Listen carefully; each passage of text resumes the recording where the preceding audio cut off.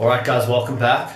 Today's discussion is on diet. Now, if you're anything like we used to be, you probably wake up first thing in the morning, you probably have no plan to eat. If you do eat, you're just gonna grab something easy, like cereal or a biscuit. I remember I'd wake up at like midday and I'd think, it's first thing in the morning, but it's almost 12 o'clock, so I'll just grab a biscuit first thing in the morning. You probably have no idea what you've eaten yesterday. You probably couldn't tell me what you ate yesterday. You probably can't tell me what you ate the day before. And more than likely you have no plan or no strategy in place that's going to ensure that you're eating well today and tomorrow and the next day. Diet is very underrated. It's the big problem with it is eating badly has almost become normalized. Everyone you look around, you see your family, your friends, everyone's eating badly. They're eating poor, bad nutrition. They're not eating well.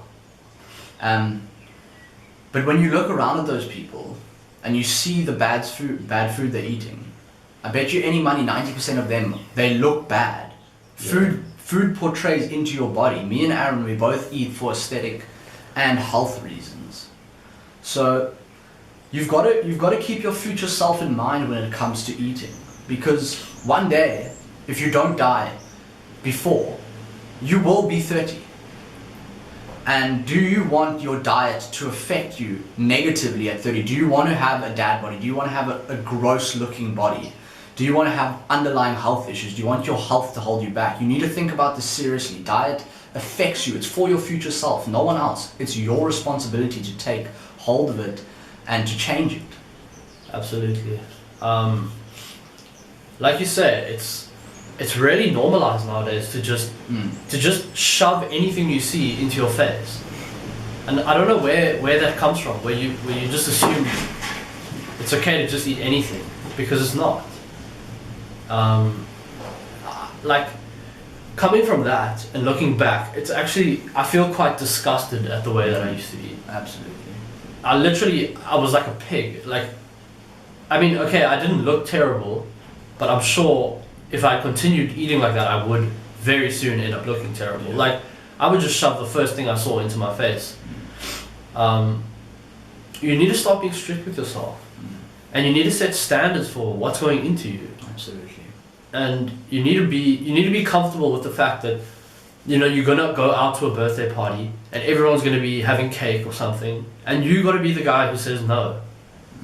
But it's worth it, because 10 years down the line you're gonna be the guy in great shape, in great health, while everyone else is suffering with diabetes and trying to lose weight and stuff. You're gonna already be there. You're gonna be sorted.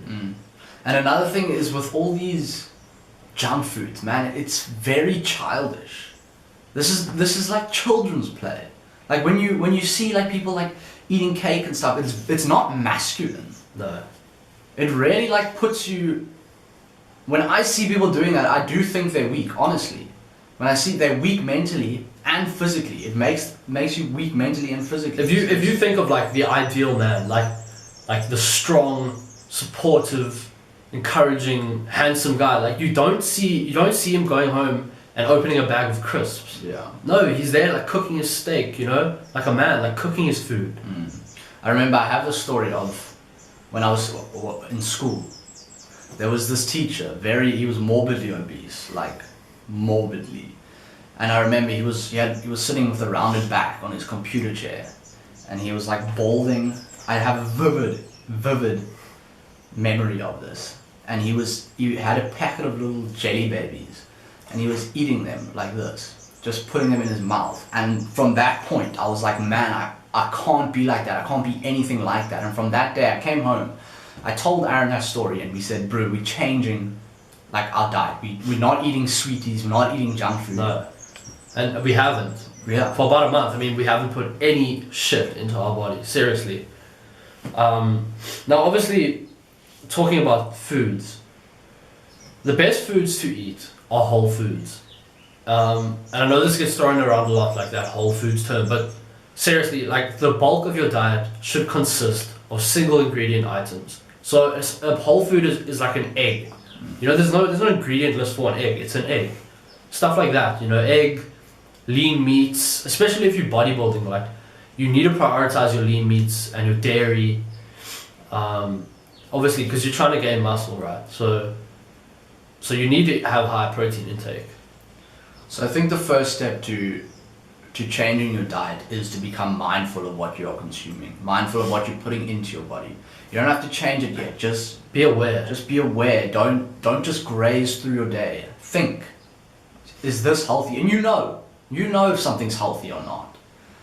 So that's the first step. Just become aware of what you're putting into your body. And then the second step would be to cut out obvious junk foods, known junk foods, things like cake, crisps, sweets. Just cut them out. Be okay with the fact that you will never eat a piece of cake again in your life. That's the kind of mentality that's what you need. Yeah, you're not going to achieve it if this is going to be like, you know, oh, I'm going to do this for a month. Yeah. No, this is your life now. You eat like this for life. There's no going back. So I also don't think you should be afraid to spend your time in the kitchen. It's a brilliant way to spend your time. Take time in the kitchen, man. We take at least 30 minutes out of our day in the morning to cook a wholesome breakfast. Don't be afraid. It becomes fun after a while. Learn new recipes. Try things you like. It's a new skill. Learn to cook, man, for yourself. Yeah, be a man. Learn how to cook, man. Seriously. Like, what, do you want to grow up your whole life, be in your mid-30s, 40s, and you still don't know how to fry an egg? Like, that's embarrassing. Seriously. So I think from tomorrow, just do something as simple as frying an egg in the morning. Put an egg on toast. And you can develop from there, because all we're looking for here is improvement.